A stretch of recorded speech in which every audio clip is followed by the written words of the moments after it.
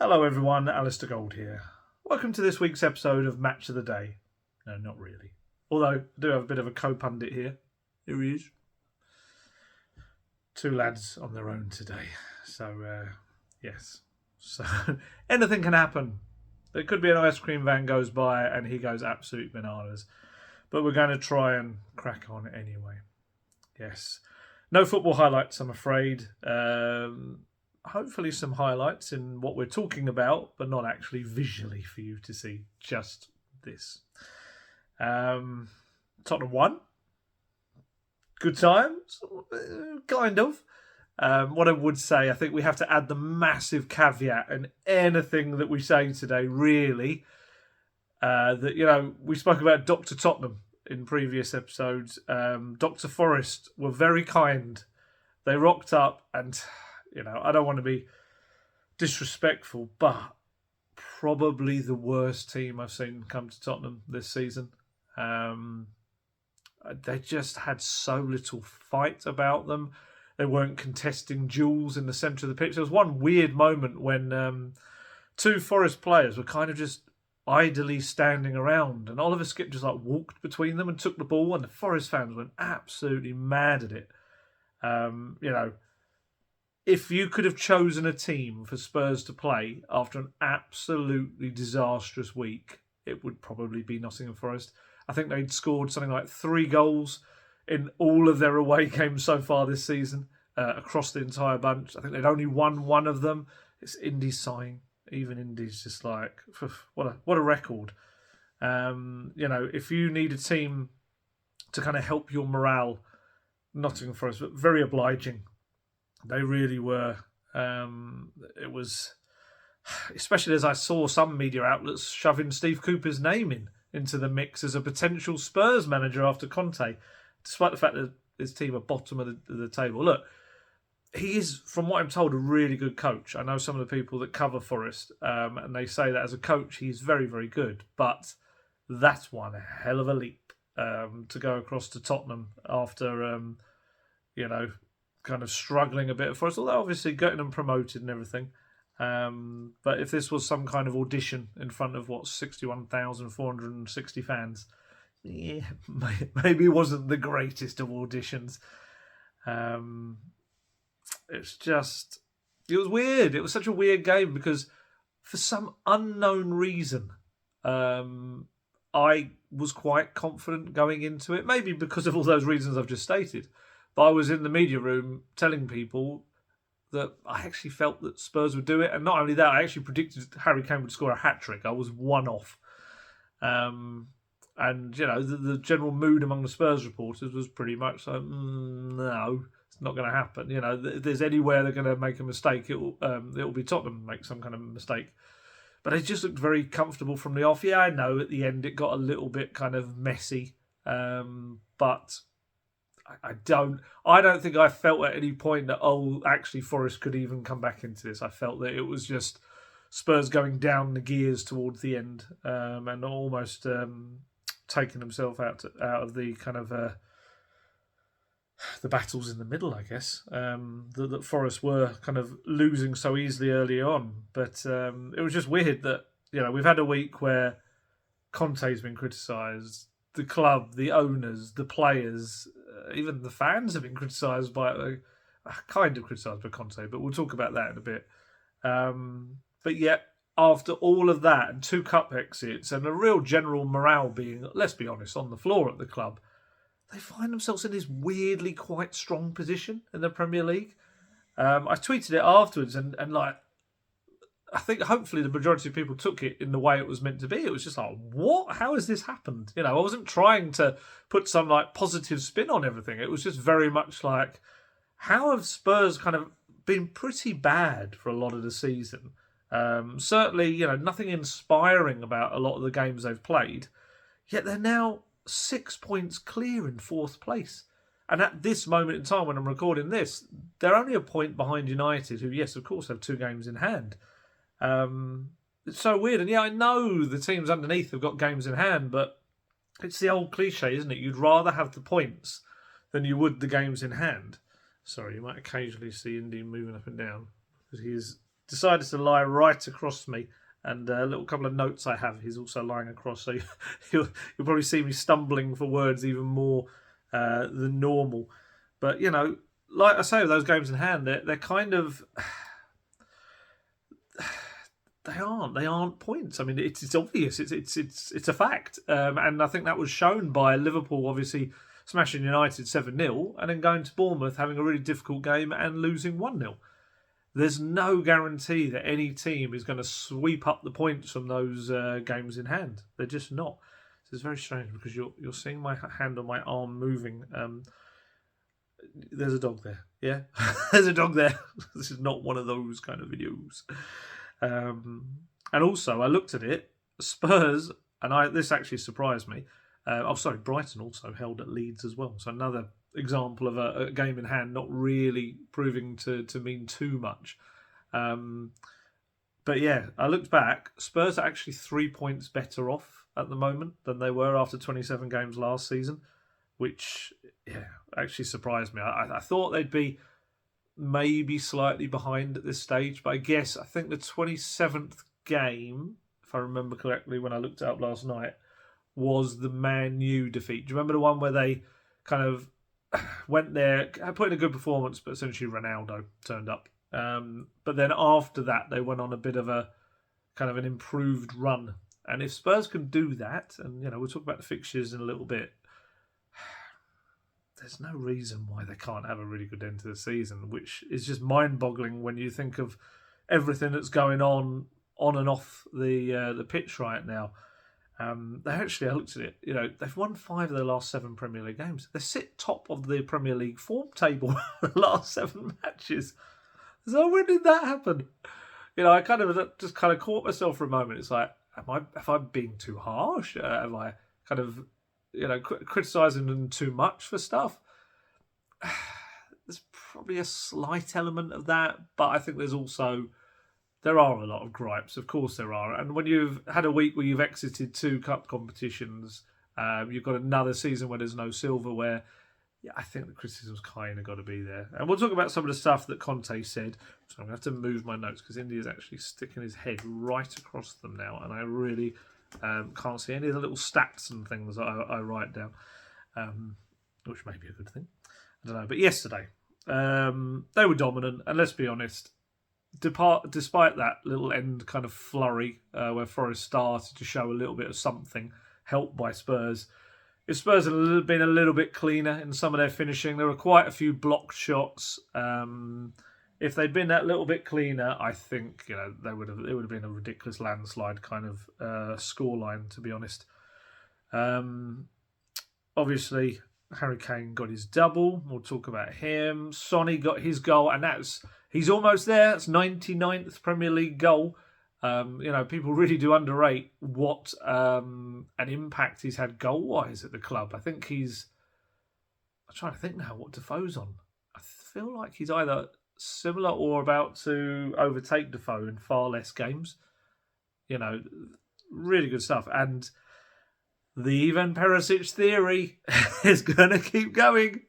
I'm sure there's a lot of Son fans out there saying right now, we told you, because obviously he scored and Perisic wasn't playing. And you know what?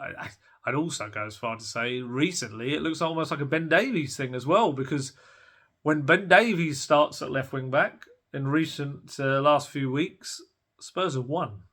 When even Perisic has started, Spurs have lost. And, I'm sure there's other factors. And, I'm sure it's not even Perisic is like this bad luck charm or anything, because Spurs have obviously won a fair few games with him in the team. But there's no getting around the fact that Perisic is out of form at the moment, and Davies is looking, I think quite solid in that position. I mean, even yesterday, it's one of those little moments that maybe goes unnoticed when you look overall at a performance, but just that opening goal, I think it was Richarlison beat his man, did really well, put the ball across, but it was a bit of a behind everyone cross. Davies sprinted. It was a really good bit of acceleration, anticipation, slid in, got the ball back, and it went across the box back to Porro, who then flighted in the cross for Kane to score. It's just these little things that Davies is doing exactly what Conte wants of the other wing back, and he's on one side in the box, and Porro, the other wing back, is in the box. So yeah, I think that also maybe slightly kind of messes around with the thinking that Perisic and Son are getting in each other's way, and Perisic is out wide when Son wants to go out wide. I don't really subscribe to that. I do think there's occasions where they take up each other's space, but I do feel like Son's role within the Conte system, and I think it was the same last season, was to be more in field. We saw him score a lot of goals that way. Maybe, it just hasn't quite worked this season. But again, that was his 10th goal of the season, and I think I saw a stat that maybe he scored more than 10 goals in his last 6 seasons, perhaps. This is the beauty of Sonny, is that even when he's not at his best, he still is contributing. He is. Make yourself comfortable, mate. He does contribute, and it was a lovely goal yesterday. Really, really nice touch inside. Unfortunately for him, Serge Aurier, and a beautiful kind of like a nutmeg finish, which caught Navas completely off guard. It was classic Son. There was a lot of little moments yesterday that were more like Sonny, and I'd be surprised if he changes up the team for Southampton. So it'll be interesting to see how it all works again together and how it gels. And like I say, yes, there were some late little flurries of moments. That Joe Worrell header. Joe Worrell obviously gave away the penalty that Kane scored from. And then obviously he got a chance to make amends with a header. Then there was the penalty with Kulusevski. It was a bit of a weird one. I don't quite know why his hand was flapping around there. But Andre Ayew denied by Fraser Forster. I'm going to talk about Fraser Forster as well because I have some thoughts on Fraser Forster. And of course, on top of that, we had VAR doing its thing. I honestly, for the life of me, looked at that image and obviously how long it took them once again to come to a decision. And I cannot see how Richarlison's offside. Obviously taking the mickey about the whole kind of match of the day situation at the start of this, but I would have really loved to have seen a proper in-depth analysis of that and people drawing the lines and zooming in and looking at it, because honestly, there was someone saying that maybe his elbow was off. And is an elbow a scoring part of the body? I thought it wasn't. I thought that was kind of the point. I just thought it was really weird, and it was such a shame because it was a beautiful goal. Honestly, if you get the chance to watch it again, if you didn't watch the mini version of I don't even think it was match of the day technically in the end. I don't even think they named it that.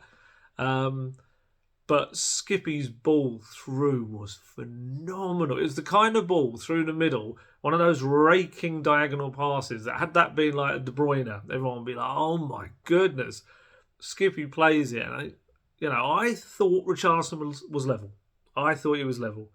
I think it was Dan Kilpatrick from the Standard said this yesterday, and he's quite he's right. We've lost this kind of thing where you can be level with the man alongside you. That's gone, and I absolutely maintain that I swear they're not able to get the frame rates to such a degree that it can be accurate when you're talking. If it is the most marginal call, I think you have to give the benefit of the doubt. I cannot believe that they're getting the frame rates down to the ridiculous scale required to have it hit the exact moment the ball is struck. And it was a lovely finish from Richarlison. It was a really good finish. First time, rasping shot into the roof of the net. And it absolutely was perfect after the week he'd had.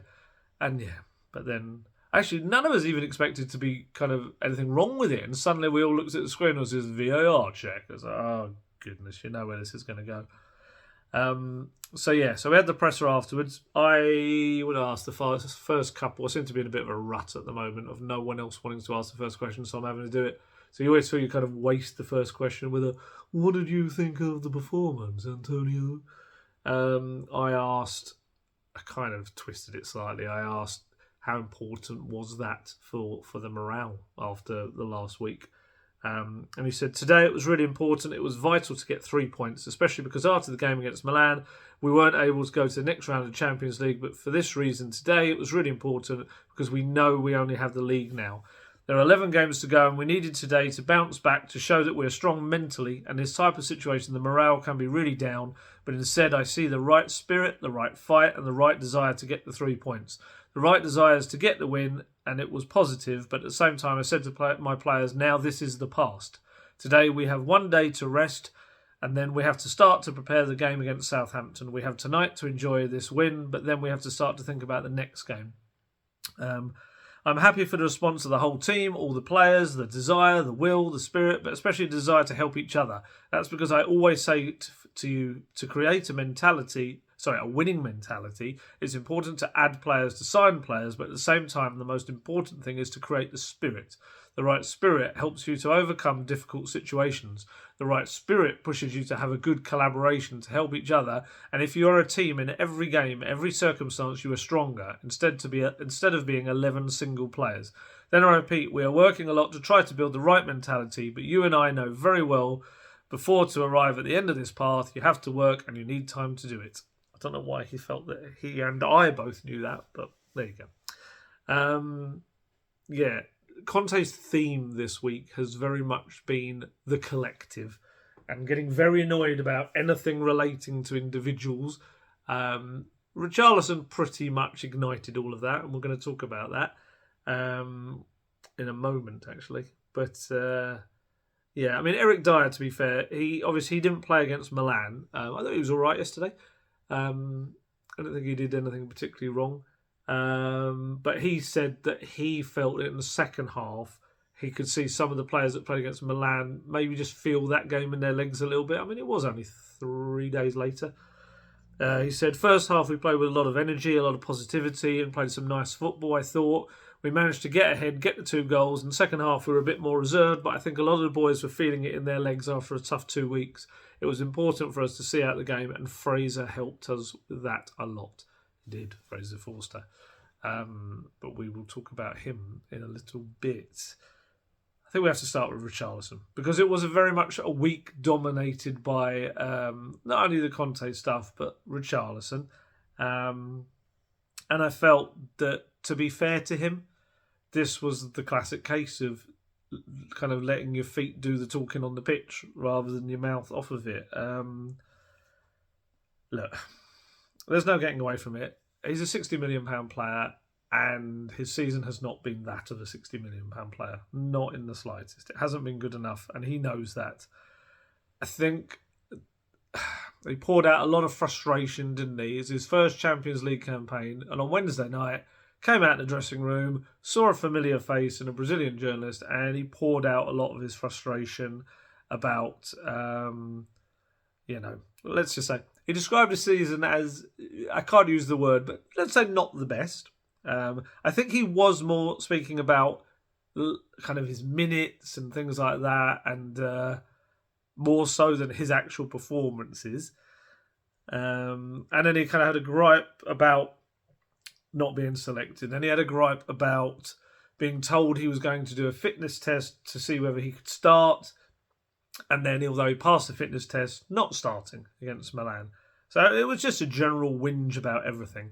But the problem was the way he spoke absolutely opened the door for Conte in his presser to hit back. And look, as a journalist, it was a brilliant press conference on Friday. Antonio Conte, it was very much gloves off, I'm going for it. And one of them was Richarlison.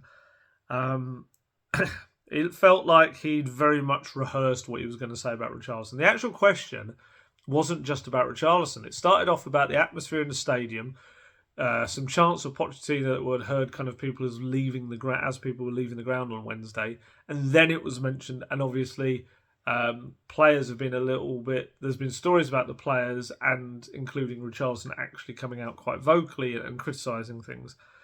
And so he said, I watched the interview of Richarlison. He didn't criticise me. He said my season is beep. And he's right, because his season is no good. He scored 0 goals with us, only those 2 goals in the Champions League. And I think the guy was really honest to say that his season is not good. His season and our season is still not finished, and he has time to recover. If he deserves to play, I'll give him an opportunity. Otherwise, we'll play another player. It was quite funny. I must admit, we were all kind of had a little bit of a chuckle, because Richarlison was not saying his season has been beep. He was saying more so the factors around it has been. But Conte just went, no, he's been beep. Which, it was quite funny, I'll be honest with you. I think, like I said earlier, I think he was more annoyed that he felt Richarlison was looking out for himself over the team. And that's a big no-no with Conte. And to be fair, Poch used to be very similar. I remember him getting very annoyed if anyone spoke out in an interview about their own situation. He took that as a little bit of an insult to the rest of the team, and I got the sense that Conte felt similar. He said, if you ask me, for the rest of the interview, I think that the guy understood very well that he made a mistake. Because when you speak with I, and I, not with us, it means you are thinking only about yourself and you are selfish. Which is pretty strong. He's called Richarlison beep, and he's also called him selfish. It was not the finest moment for Richarlison. And he says, I lost my thread. Where was? Oh yeah. For this reason, I analyse the situation, and to repeat to my players, if we want to build something important, if you want to try to fight for something important, if we want to fight to be competitive and to win a trophy, you have to speak with we and not with I. Because if we speak I, and I, it means that you are only thinking about yourself and not the others and the club. The guy understood very well, and he apologised, and for me it was good because I had an opportunity to clarify for another time the importance of the spirit of the team. I love the fact that Richarlison halfway through became the guy. Look, Richarlison apologised. It's unclear whether he got fined or not.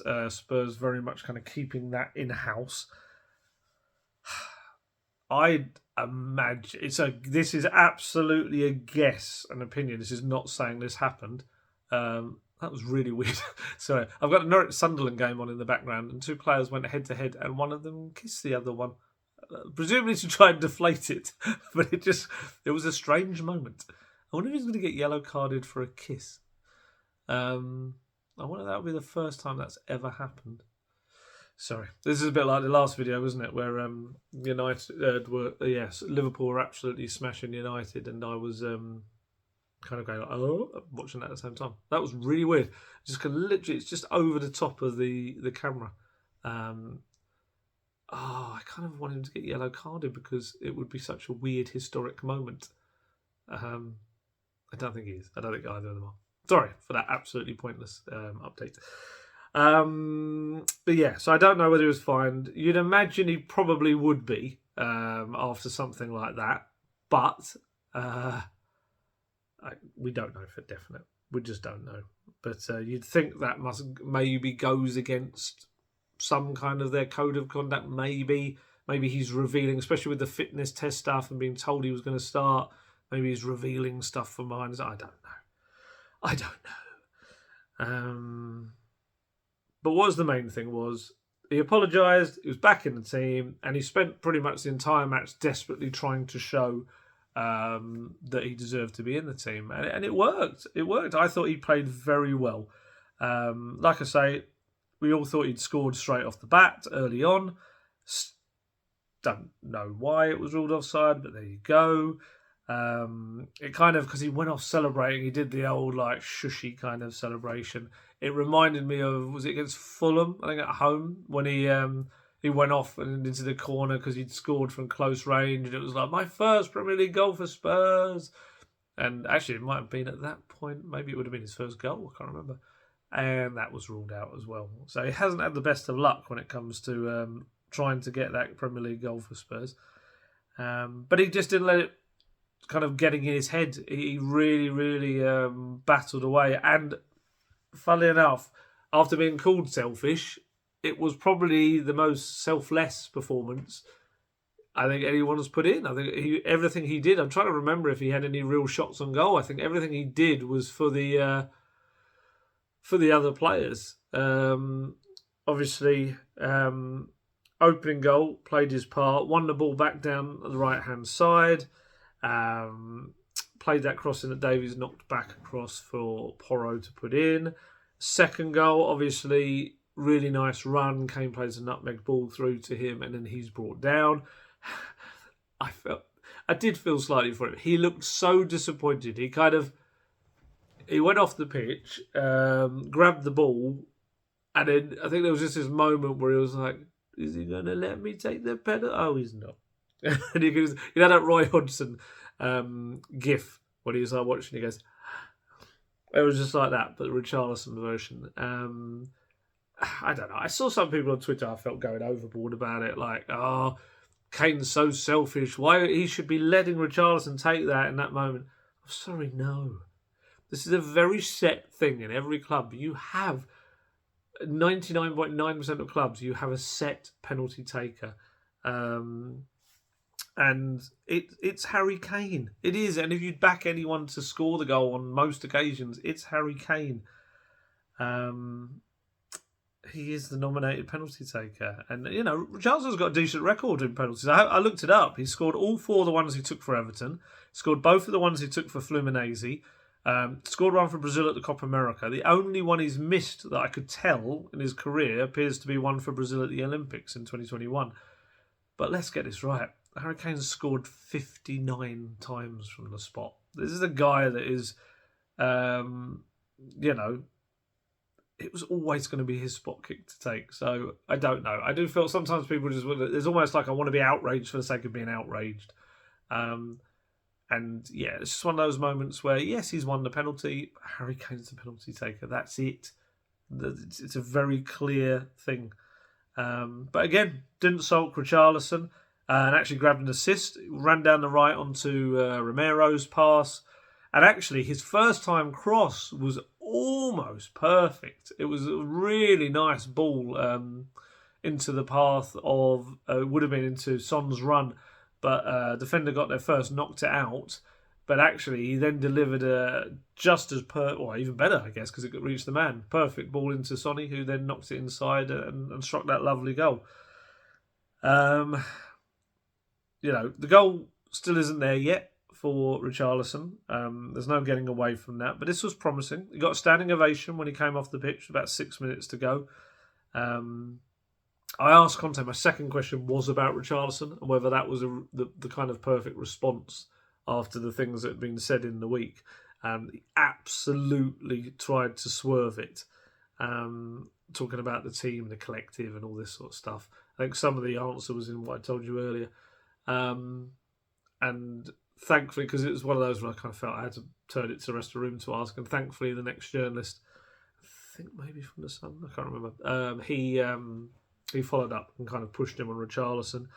And he said, he kind of turned it into a bit of a rant about rotation, which I don't think that's the greatest thing for Conte to talk about. But he said, but don't forget, Richarlison started the season really well. And at the start of the season, after maybe 3 games, he started to play regularly. He played really well. He didn't score.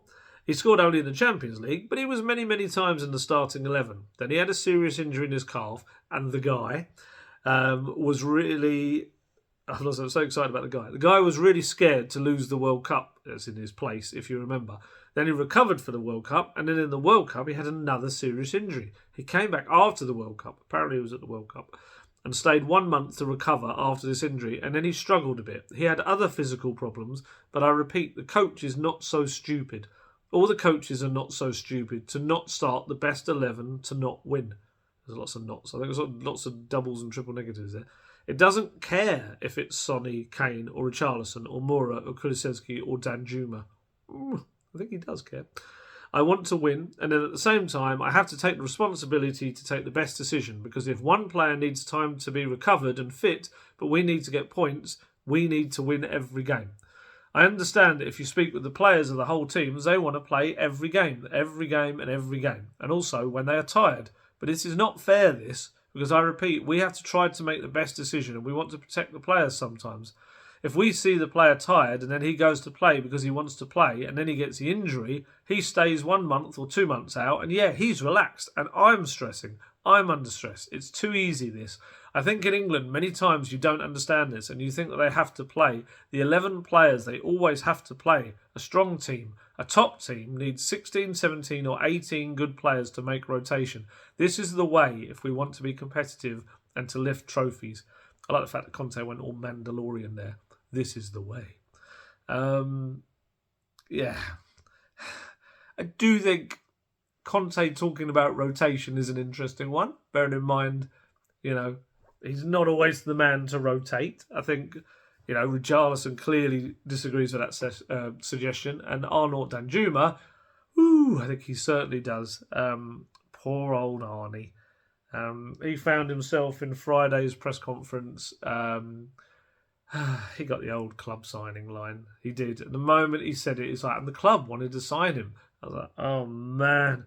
And it actually got worse. Even Jed Spence didn't get this bit. He essentially said, yeah, I play with number 10s and he's a winger or a second striker. As if to say, not only did the club sign him, but they signed a player who doesn't even fit in my formation or system. Because this is a funny thing. It's like, even some of the journos didn't realise this, but I remembered he said this a couple of times. Conte sees the two either side of Kane as number 10s. He doesn't see them as wingers. So this is why when people talk about the wing-backs being out wide and getting in the way of Son or Kulusevski or Richarlison, whoever it is, that's actually because that's how the system is meant to be. The wing-backs are meant to be the wingers, provide the width. The number 10s are meant to kind of float around in this almost central area, sometimes going out wide, but mostly in this central area, whereas the reference point, the number 9, if you will, is kind of up there and drawing back, up there drawing back. And every time he draws back, the two number 10s go in advance, and every time he's up front, they sit behind him. So, yeah, why in the world, Spurs or Paratici, whoever, decided to steal Danjuma away from Everton on the last day when he, according to Conte, doesn't fit his system. It's mind-boggling. It is such a wonderful piece of transfer work. It really is. Great communication all round, lads. And, for Danjuma, he must be thinking, why did I drive away from Goodison Park or wherever the Everton training ground that day? Why have I come here to get a couple of minutes here and there once in a blue moon for a manager who clearly didn't want me? I don't think I've ever come across such weird transfer business under any recent manager as the ones for Conte. He's a guy that's very clear. I think the only one I can remember was Mourinho admitting that Bergwijn wasn't his first choice. But then even he, to be absolutely fair to him, then came out and said, but he's kind of proved me wrong. He's convinced me otherwise. But yeah, it's not a ringing endorsement of Tottenham's transfer policy. It absolutely plays into this idea of managers wanting players and Spurs just going, oh, how about this one? It's like, do you remember that character from the Far Show? It was like the wife would send him out to go and get stuff, and she'd be like, darling, did you get the onions? And he'd go, I got something even better, my dear. And he comes out of a bag, he's like, I got a bit of fluff, this bit of cheese that was reduced, and all this sort of stuff. And it kind of feels like Tottenham are that character. It's like, what's that? What's that? You want a left-sided centre-back? How about I get you a forward player that doesn't fit your system? Okay? That's just a really weird club. Yeah, it's mad. But look, this match, I was talking about Richarlison, wasn't I? We kind of went off topic a little bit. This was much better. This is what kind of proves that he has a place at Tottenham. And the whole desire and attitude of the team, I felt, was better for him being in it. I feel like his tempo helps drive on the other players. It didn't against Sheffield United, so it's not like it is a guarantee that the team is going to get better, but I think he probably did enough to keep his place to face Southampton in a week later. I can actually hear the ice cream van. I think it's too far away for you to hear it. That's really weird. I haven't heard that in ages. I thought it was going to set him off. Random detail. £60 million, look, is still a lot for a player that hasn't scored a single Premier League goal. You don't spend £60 million on a workhorse. So, I said Weghorst there. He's got to do a lot more. He absolutely has. And he will know that. And I kind of feel like with Richarlison that maybe we'll see it towards the end of the season, but I kind of feel like maybe second season he's going to really come into his own. And look, I know some people will quite rightly say you shouldn't be spending £60 million and hoping in their second season they're all right. But he's got to adapt. It's a different club. With no disrespect intended to his previous clubs, he's now kind of not the big fish in the smaller pond. He's got to kind of swim around with some of these other big fish. And it's about how he adapts to that and obviously doesn't let it get to him. He's clearly an emotional chap. He clearly, maybe does let things get to him. But this was a good showing. It was, and hopefully there's more to come. When we talk about big fish, Harry Kane, the biggest fish of all at Tottenham Hotspur. I just feel like, honestly, there's so many questions in press conferences after Kane scored a goal or two of, so what else can you say about Harry Kane? It's like such an overused question because it's often from a journalist that isn't a regular.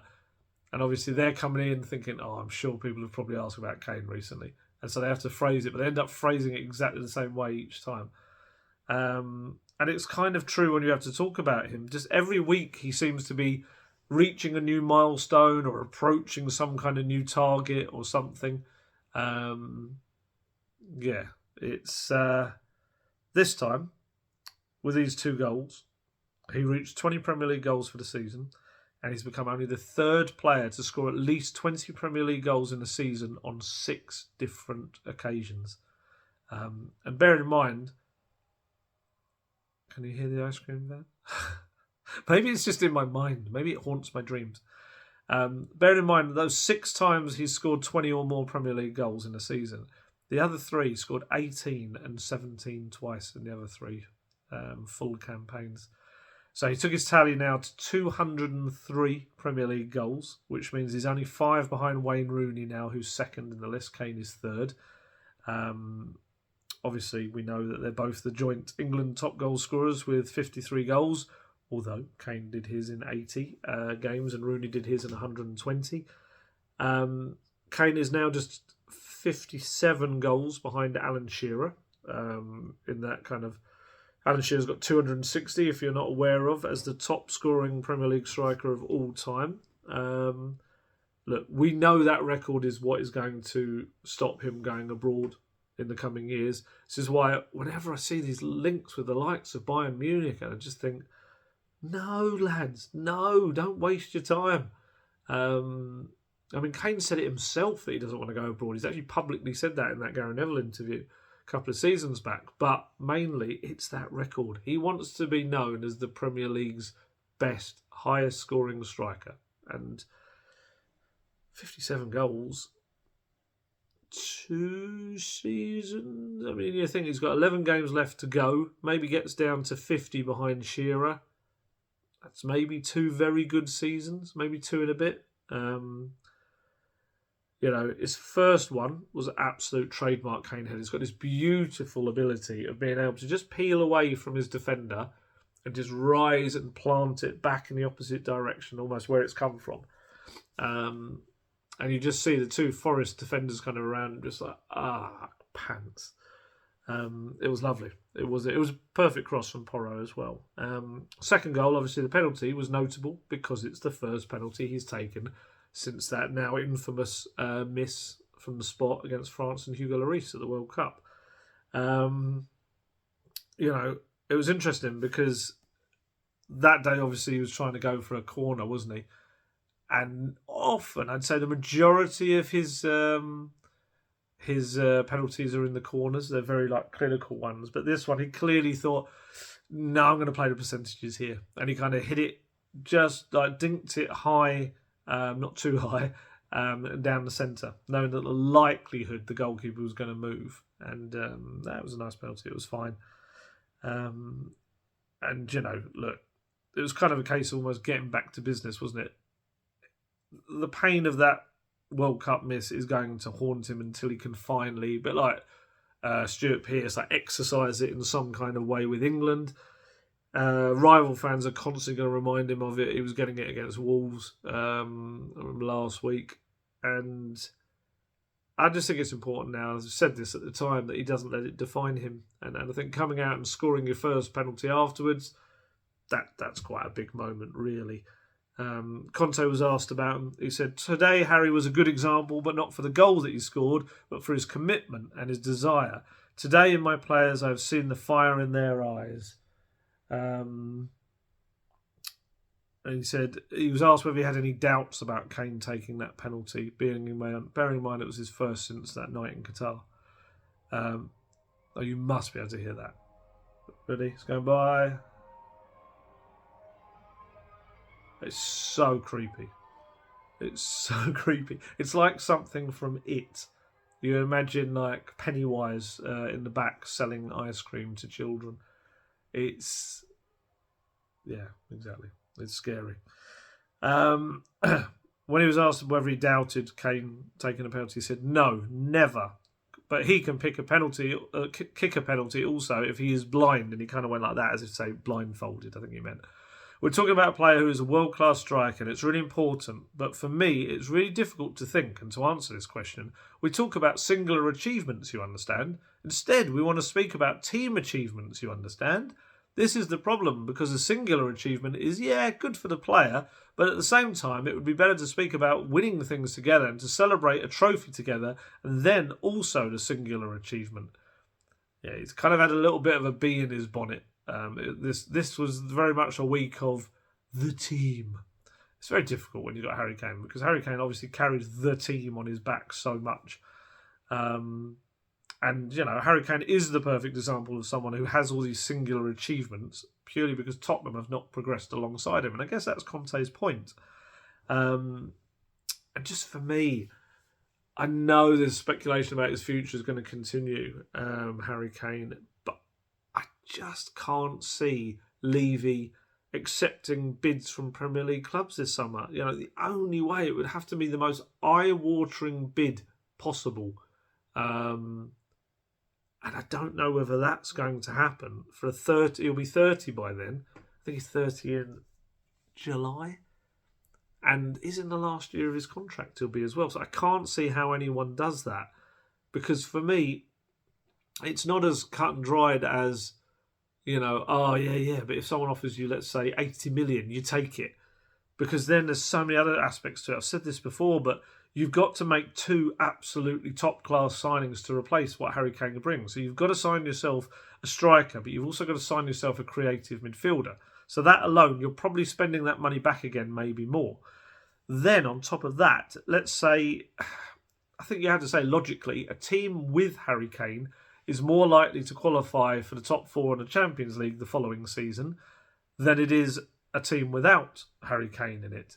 And obviously, if you miss out on the prize money and the TV money and revenue and everything, prize money, TV, marketing, revenue, all of that, again, you're missing out on a huge amount of money. So I wrote these figures down. For context, Spurs own 90 million when they reach the Champions League final in 2019. Even next year, just reaching the last 16, 61 million. And obviously that income's only going to keep on increasing as well. Obviously they reached the round of 16 again this year. So I know some people might say, Spurs won't want to lose him for free in 2024. But actually, financially, it probably almost balances up to keep him. And look, I'm not saying that Kane will just go off on a free transfer and, in a year and a bit's time. Who knows? We don't really know how this is going to pan out with Kane. If I'm Harry Kane, I'll be honest, I find it difficult to continue to have the patience with Tottenham. We talk about patience being finished. I think Harry Kane is... Look, I know some people have this kind of...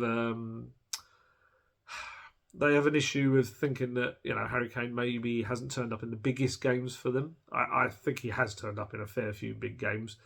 I often also think it is about other players as well. But I just don't think there's any denying that the guy who is your record all-time goal scorer has not contributed a ridiculous amount to your football club.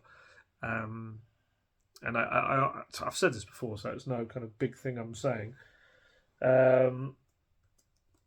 Sorry, just messaging myself on mid-video, which is not great. I think that Spurs have been quite lucky to have Harry Kane. He cost them nothing other than obviously the wages he's had over the years, but he has brought so much more back in return. And yeah, I don't know. I think, look, Kane will get to the end of the season, I think, and he'll assess his options. You never know. It might surprise us all when something great happens before that. But I think logically it makes more sense to assess everything at the end of the season. Everything I kind of was hearing from people around him, what was it, a couple of weeks back, was more kind of, we just focus on the now. Let's get this done, and then we'll kind of have a look and obviously see what Spurs offer and all that sort of stuff as well. I think for me it makes most sense for him to look at it all at the end of the season. Obviously, you know whether Spurs are going to be a Champions League club next season. That's a big thing as well. He wants to play in this competition. He hasn't given his best, I don't feel, in this year's version of the competition. But then again, you could argue that those around him, it hasn't been the best Tottenham side. And also, crucially, who the manager of Tottenham will be next season. And, I think I said this in the last video. I think who Kane would like, I think, has to be taken into account as well, because I think the club will be looking to try and do the best for him and to help keep him. And I said about the whole captaincy thing as well. We need to see what happens with, Hugo Lloris, and whether he decides to move on this summer. Because if he does, then obviously that captaincy is up for grabs, and that all becomes part of the thing. And I do feel Kane is, I said this, I think maybe the last time, that I feel like he's stepping up a little bit as captain in terms of talking on behalf of the team and putting himself forward even after the defeats, which is something Lloris was always doing. I kind of feel like he is. He did actually speak after the game, Kane. He said, there were 3 really important points for us today to bounce back. It was a really solid performance. We were a lot more clinical in the final third with the delivery and the finishing, and we're going to need more of that from now until the end of the season. It was an important 3 points, and there are loads of games to go, but it was nice to get back to winning ways. We had Richie's goal as well, which was disallowed. That was tight. I think we started on the front foot and created some good chances and took them. Then second half, we scored at the right time to kill the game. It was obviously disappointing to concede at the end, but every game in the Premier League is going to be tough. It's nice to come away with a win, but we're not going to get carried away. There's lots of games to go, and we move on to next week. He still thinks that Spurs can finish in the top 4, but, like all of us, he knows there's going to be twists and turns in the weeks and months ahead. He said 4th place is definitely there to be had. Obviously, with Liverpool dropping points today, it was good to capitalise on that, but there are going to be lots of chopping and changing from now until the end of the season. We just have to be ready and take our moments when they come. So, yeah. Another academy player that did well, Oliver Skipp, got a standing ovation when he came off. It was a bit weird when he came off because he came off to replace by Sarr in the final minutes, but then was told to go back on the pitch because they were doing the VAR decision. So technically they had to...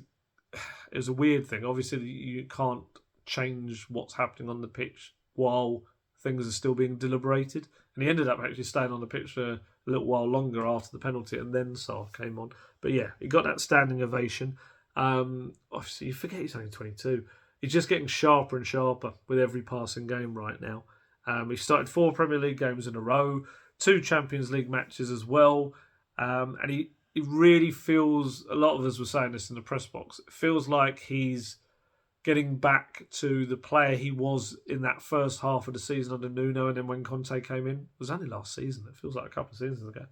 But he, obviously got that pelvic injury, didn't he? But he was really kind of quite a dominant force, and I feel like he's getting back to being that player, but obviously with a little bit more know-how and experience as well.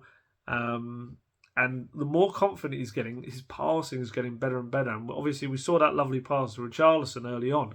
But actually he's doing a lot of really nice passing between the lines, between players in his own half. And it's very much setting Spurs quickly onto transitions. I'm really happy for him. I think he's playing really well. Obviously, no one wants the injuries that have kind of taken place. Oh, Arsenal just scored. No one wants the injuries that have taken place to Benzema and Basuma. But look, in such moments, that's when players have to come in and step up and be counted. And Skippy's done it. He's absolutely grabbed it. I think there's a fair few people that would have kind of thought, oh, Sarr's the shining light now. Everyone wants him. It's an own goal, of course it is. But Skippy's absolutely grabbed it. Fair play to him. He's done really, really well. And there was another academy player on the bench as well, Romain Mundle, which was really nice to see. VAR's checking it, but I think he's onside, surely. Romain Mundle on there. If you're not sure who Romain is, very versatile young winger, 19-year-old. I think he might even be able to play wing back as well. He's had a really good time for the under 21s at the moment. Last few weeks, got a couple of goals, a couple of assists. He can play on either side. And I think he was on the bench against Portsmouth in the FA Cup, and this is his first Premier League matchday squad. So, yeah, that's a big moment for him. It really is. And obviously didn't get on the pitch, but it's another step for him in his development. And also, look, I know this is overlooked slightly in the when we're so focused on the first team, but it's a big moment for the academy as well. The idea is to produce players that can be trusted to be in a Premier League squad, a matchday squad, and he was. So, yeah, fair play to him. That's fantastic. Talking of, I was going to say new face. Oh, he's offside. Oh, yeah, I guess he is actually with that line. That's actually a clearer offside than the Richarlison was. Pedro Porro. I thought Pedro Porro is getting brighter and brighter and brighter in the way he's playing. We go back to that first game against Leicester, and obviously he looked a little bit like, whoa! It was a bit of a shock to the system what Premier League life is. But he's worked incredibly hard on and off the pitch, behind the scenes, really trying to adapt and take on everything. Because don't forget, he was working with Conte's coaches, but he wasn't working with Conte to begin with. Or kind of had little moments with him, less time with him. And he's had to really, really work hard. And I felt like yesterday was very much got his just reward with his first assist for the club, and a lovely one. And obviously, he rocked up, £40 million player, and he had Emerson Royale playing out of his skin as well. Emerson's got he's got this little problem in his knee that kind of keeps flaring up at the moment occasionally. So obviously Porro got his chance again. He's very popular within the squad already. He's like a bit like Sonny. He's kind of always got this smile on his face, and that immediately kind of, it just it brings him into the squad atmosphere, and everyone seems to like him. And sorry, it was a chance, as you could tell. I was slightly distracted. I guess it's been about trying to adapt, blend in, get to know all the other players, become this kind of member of the squad that they can trust with the ball. And you can see that. Harry Kane especially keeps looking for him with his passes. And for Conte, it's about showing him that he can adapt to this wing-back role, which is a bit like no other. It is kind of like being a striker and a defender all in one go. That delivery for Kane was perfect. It was just this really nice kind of clipped cross onto his head. It was, lovely delivery. I think he was involved in every goal, actually, because he chipped the ball through to Kane for the second goal. Really nice little chip. Everyone was like, oh, what's he doing? Oh, Kane's it. It was like kind of caught a lot of us out in the press box. It was a really nice little chip ball, and then Kane obviously knocked it through the legs into Richarlison and won the penalty. And then, it's early in the move, but if you look at it, he plays a really nice ball inside to the right-hand side of his own penalty box between a couple of players into Romero's path. And Romero then is obviously able to sweep it down the pitch for Richarlison, who then sets up Sonny for the third goal. So, Porro heavily involved.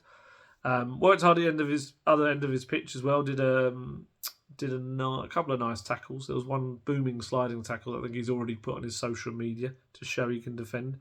And actually, he was the main man in the matchday programme. Did an interview in there, which I thought was quite interesting. So I took some quotes from that. He said, "Before I joined the Spurs, I knew the demands of the club. I've not been here long, but I've been trying to get settled as quickly as possible, and I'll keep doing that. You can see it every day, the experience of the people here. They've made me feel very welcome, and I feel that I've been here much longer than I have. In truth, the first couple of weeks here were tough. It's a different league, a different style. Arsenal scored. The players here have a strong mentality, which is fundamental if you want to play here. But I've not been here long, and I've tried hard to settle in. My teammates have helped a lot, and we need to keep pushing in the same direction now. The most important thing is to keep our heads up. It's been a very difficult week after being knocked out of the FA Cup and the Champions League. The team needs to stay strong and focus on getting top 4 in the Premier League, which would be an achievement too. Now is the time to finish as high up as we can in the Premier League. We have to stay strong for the future. Now the most important thing is today, to get back to winning ways and bring the confidence back. I thought he played really well. He's an exciting player to watch. Very technically good, very skillful, got a nice little turn of pace as well. And he's got quite a good radar to see where everyone is as well. So he's only going to get better as well. It's good to see.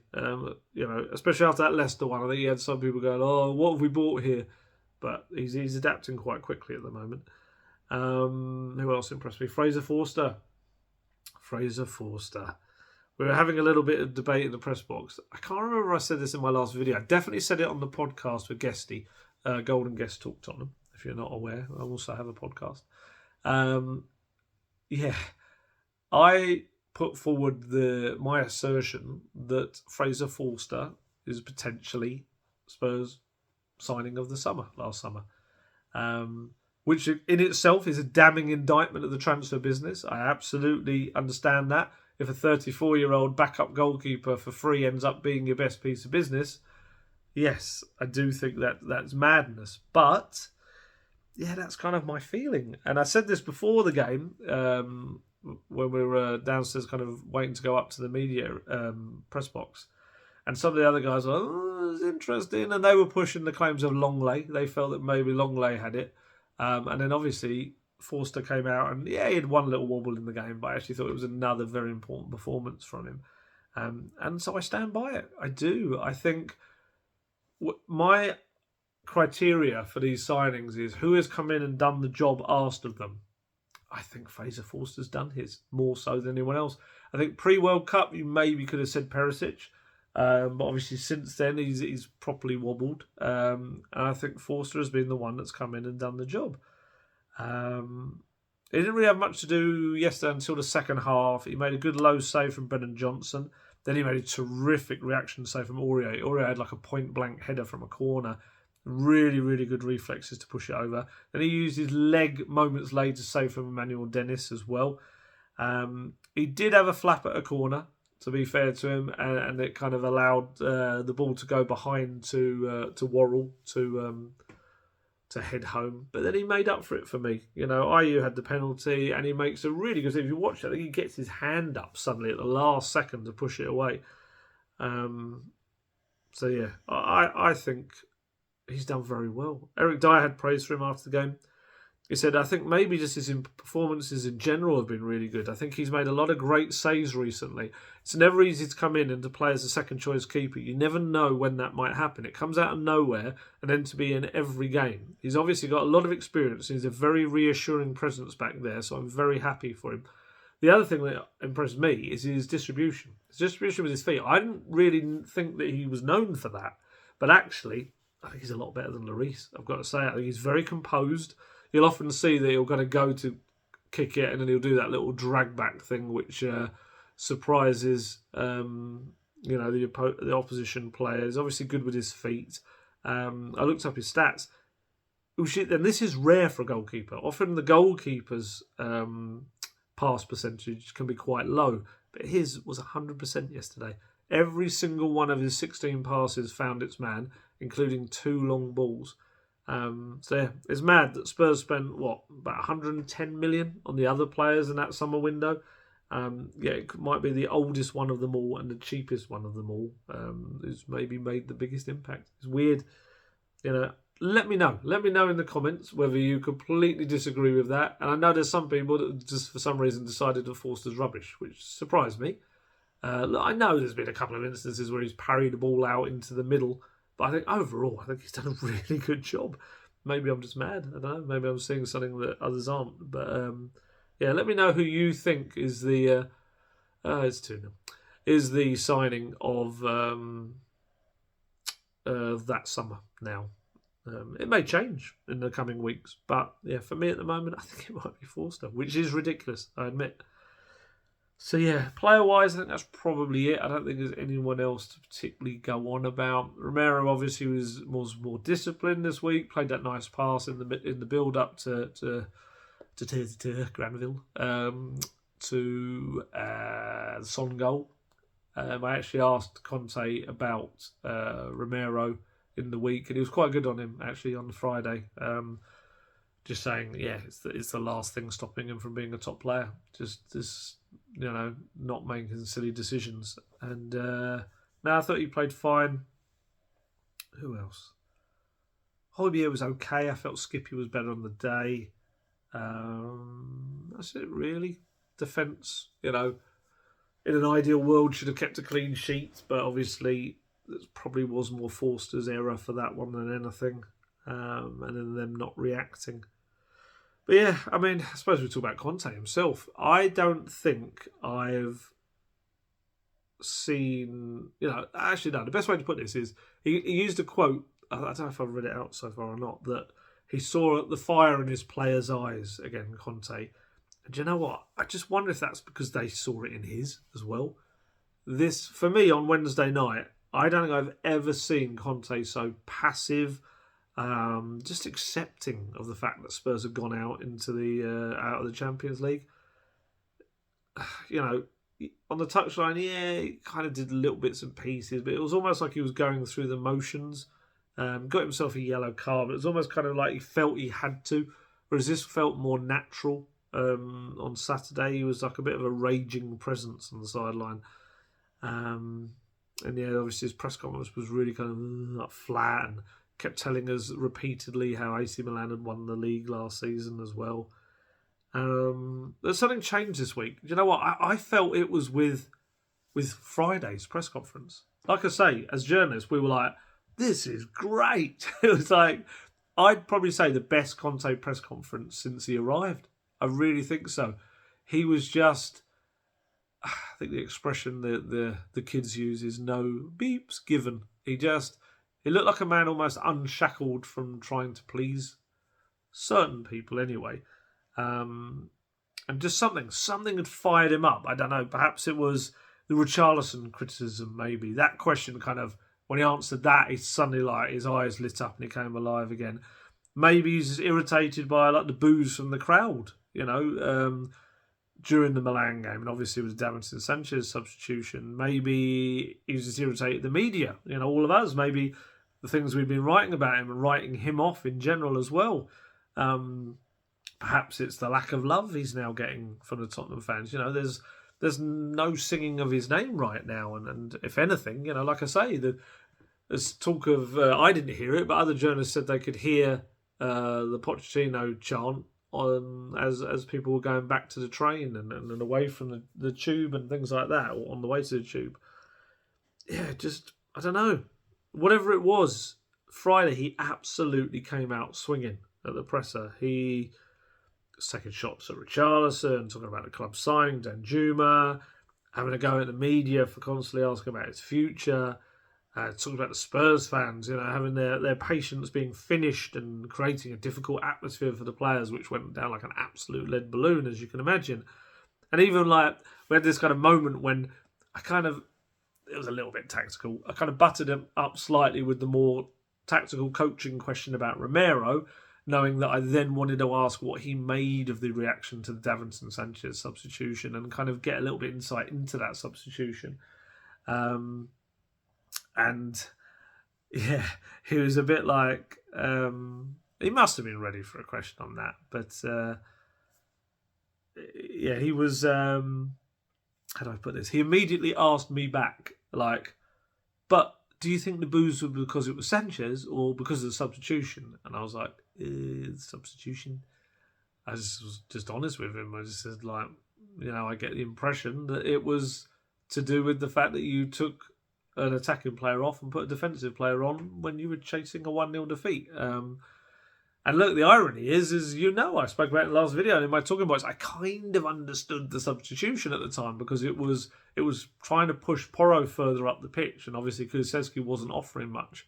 But yeah, it was one of those kind of almost like shoot the messenger at some points where he kind of struggled to differentiate between it was the fans that had thought this and it was my opinion.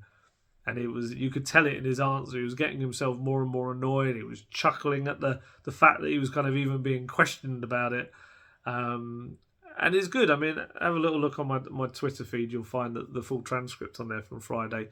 But it was quite a good explanation, to be honest. He was talking about the fact that, the different kind of formations he could have gone through.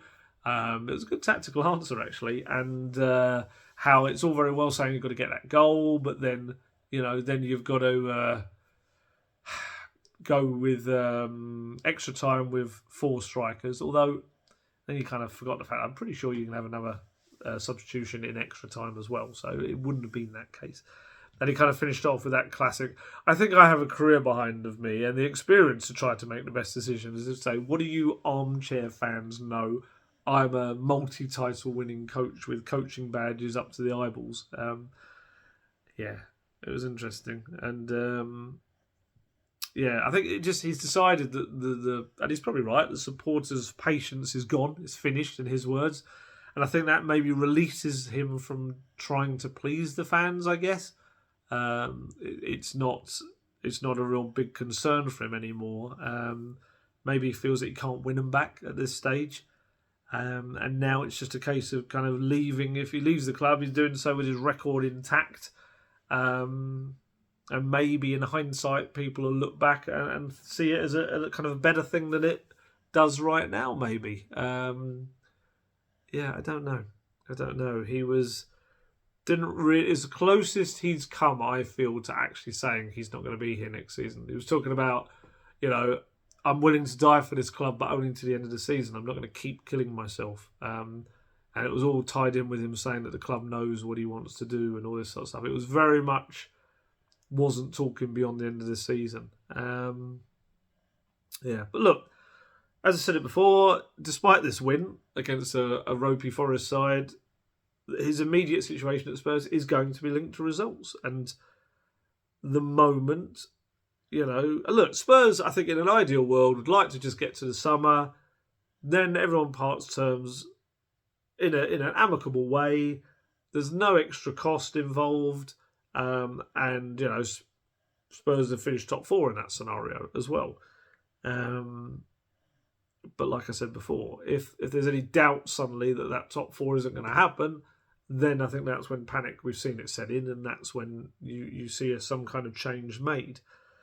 I think you've got to say, for Conte's part, the one kind of entity that he wasn't really having a pop at was the club, to be honest. From what I understand, from people around him, he's very appreciative of how they've been with him this season, with obviously Gianpiero dying, and Sinisa Milajevic as well, and Gianluca Vialli, of course, his home situation with his family, and then obviously his health problems in the last 6 weeks as well. And I think there's a real gratitude, I think, and appreciation for how they've been with him. So right now, he's not, he's got quite a lot of respect for the I guess it's Levy, the club hierarchy. I don't know who you say, but certainly you're not going to really find him having real pot shots at the club in that regard. Whether that changes in the summer, we'll see, because obviously, we do know about Conte that he likes a bit of self-preservation. He likes to maintain his brand. And I think if there's any interviews back in his homeland in the summer, then maybe it'll be a slightly different thing.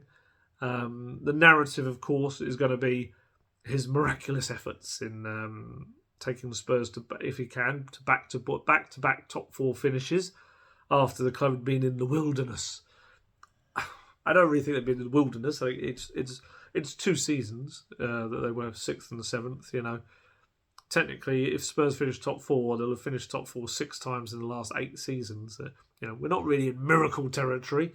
And And then he came out with that old tried and tested statement that he came out with last year. He's come out in recent weeks again with essentially saying top four is like winning the title for Tottenham. It's like, oh, please stop saying that, especially when Arsenal are, 2-0 up at this moment at Fulham and, they potentially could be winning this league title. It's not what Spurs fans want to be talking about. Yeah, top four, it's our title. It's, oh, man. Here are his quotes after the game. You know very well the race for a place in the Champions League will be really, really tough because you see the competitors.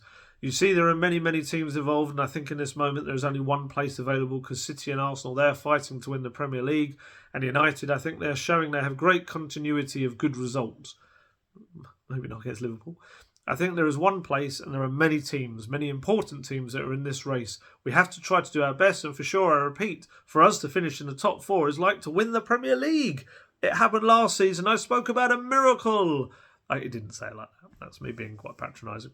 I continue to say maybe this season it will be much more difficult because Liverpool is a competitor in this race. Newcastle is a competitor, but Newcastle is a different Newcastle to the past. They invest a lot of money and they have a strong team. See Chelsea and what happened in their position, but I don't consider Chelsea outside of it because Chelsea has the possibility to win the last 11 or 12 games in a row because their squad is really strong. We have to think to ourselves. Before, during an interview, they asked me about Liverpool, and today Liverpool lost. But we have to think to ourselves. A top club looks at themselves, not at other results, and they think to get 3 points, and then what happens to other teams, they don't matter. We have to be focused on our path and try to do our best until the end of the season, and then we see what is the position we're able to achieve. So yeah, there's a lot of miracle talk. There's a lot of top four as a trophy. We've all been there before, and it's not the greatest statement in the world. And like I say, this whole kind of it's a miracle thing, it does do down the fact that, like I say, if they do it, it'll be 6 times in the last 8 seasons they've been in the top four. So that's a lot of miracles. that's a bit. That's too many for a miracle, I'm afraid. I'm sorry. I will look. If Conte walks away in the summer having got 2 top 4 finishes, I think he's done a decent job. I don't think he's done a bad job whatsoever if he manages that. It is better than what had come before in the last 2 years. Would I say it was an amazing job? No. Would I say it was a miracle? No. But I think he'll have done a decent job, and I hope that's fairly reflected in the years afterwards. But yeah, I'm not having it. It's a miracle. The players believe that it's no substitute for silverware, but they do think that they can try and finish in the top 4 again. Eric Dyer said, we have to try. 11 games now. We've been here before. Last season we've been in this position. We have to take that experience and use it to try and go on a really good run until the end of the season. You know what the Premier League is like. There will be bumps along the way, but we've got to try and give everything for these 11 games. We've got to try and give everything as a squad and as a club. Obviously, Wednesday was a huge disappointment, but at the same time, it's a good motivation for us to push for that top 4 because those are the nights you want to be involved in football. Look, it's very similar feeling to last season now in that there's no midweek matches other than that one in late April. And that week, it brings 7 very potentially decisive games, days even. You've got Newcastle on the Sunday away, Man United at home on the Thursday. That's that one midweek game. And then the journey to Anfield and Liverpool 3 days later. It could be a crunch week, But there is the possibility if Spurs can somehow find a little bit of a run, they might have themselves a bit of a cushion by the time that week comes along. And that's the key thing I think they really have to aim for. Because the other 8 fixtures around those 3 really are, on paper, a manageable set of fixtures. And the tougher ones, I'd say, come at the Spurs Stadium, Tottenham Hotspur Stadium as well, rather than on the road. So, we've got that. It's almost become a cliche, but it's true. It's that Conte has a full week for most of these weeks to work with his players. Obviously, international break makes a slight mess of the... what is it? Is it Everton? I think it's before Everton. But on the whole, he's going to have lots of time to prepare the players. He's going to have a lot of fresh legs for these players as well. And, all right, mate. Indy having a bit of a snore. Is it that boring? So, yeah, he's going to kind of, obviously injuries aside, he's going to get the best kind of version of his Tottenham that he can out for most matches. Confidence is still going to be a fragile thing, and we await to see exactly, whether they can take this into the game at Southampton this coming next weekend as well. They've got to, for me, I think that's a bit of a crunch one. I think if they can go to Southampton and win, I think they'll start to think, oh, okay, all right, now we get it. We can get back our momentum again. And obviously, Conte's future, his exit, however much he doesn't want to talk about it, it is going to fester in the background. The media are going to continue to talk about it, and the players are going to continue wondering about it as well. And, it is going to affect the way people think. But, look, if he can maintain this fire that seems to have come back into him, and wanting to, he's celebrating the goals was like manic again. He was back to like roaring and jumping around and everything. If he can keep the fire going, keep the players motivated and playing for him, which I didn't get any sense that they weren't yesterday. If he can keep that going, and the fixtures, falling slightly in their favour with other teams like Liverpool, got obviously some very tough matches ahead as well in the next run. Who knows? They might put together a bit of a run, and if they could finish top four, I do think that would be almost like the perfect parting gift for both sides. In the summer, then you just go your separate ways. But Spurs have then got the platform for the next manager of Champions League football. Maybe that helps keep Kane happy. And Conte goes off feeling like he's done the best job he can do in his mind, performed miracles. And then we go from there. So there you go, really. That's that. Almost half time in the Arsenal game, and they looked very comfortable, which is great. I think it's going to be this season. I think it's going to be such a big factor as well that if Arsenal were to win the title, it just plays such a differently on the whole mood of Spurs fans and how they view their own season as well. And it's just what I guess Spurs fans don't want to see. But there you go. As Conte says, got to concentrate on yourself, not others. Even though sometimes it's difficult. Right, I'm going to head off now. Enjoy the rest of my Sunday. Watch the rest of the football that's on. And I don't know whether there'll be a midweek video this week, unless something major happens. I don't want to bore you with a midweek video. Obviously, we'll have the Southampton game. We'll do something then. Maybe do a Q&A for the international break. I might do a Q&A, and I might also try and do another one of those live, like YouTube lives as well during the international break, just to keep us all amused, because the international break is rubbish and it's boring. So we'll try and keep ourselves amused. But yeah, going to head off now. As you can hear, feeling a lot better, which is great. Antibiotics absolutely have done the job. There's quite a few kind of people snivelling and not feeling particularly well in the press box. I don't know whether I'm going to end up getting it back again. Hopefully that was my dose of it all. But yeah, so there you go. Right, heading off now. Enjoy your weekends. As always, stay healthy, stay safe, look after yourselves. I shall catch you later. Goodbye.